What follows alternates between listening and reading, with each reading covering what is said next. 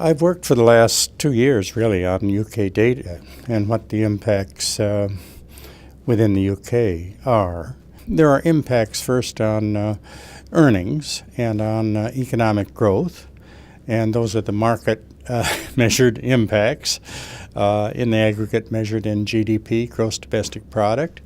But then there are private non-market impacts, often overlooked, and this is most unfortunate. It's leading to some market failure in the form of better health. The average graduate lives 4.5 years longer than the student who does not go to college.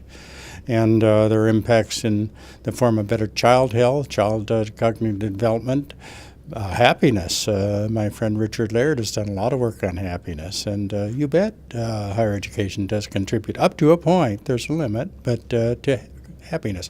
But then there are social impacts. There are benefits that spill over and affect future generations even, but in the form of better civic institutions, in the form of human rights, in the form of greater political stability, in the form of lower crime rates. There are social impacts in the form of lower expenditures on welfare, lower state expenditures on health care, because the health people is better if they have a bit more education.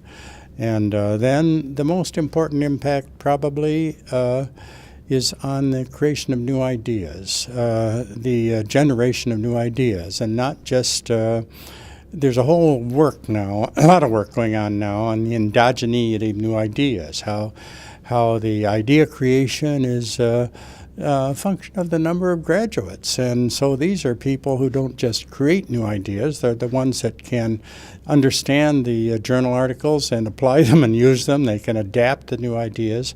So this creation of new ideas has an effect on others in the society and on future generations. And this is very difficult to measure. This is the piece that is the hardest to measure. But there's some work coming along on that now, and I think that we know more about it than we did before. But that's a very major social benefit of higher education.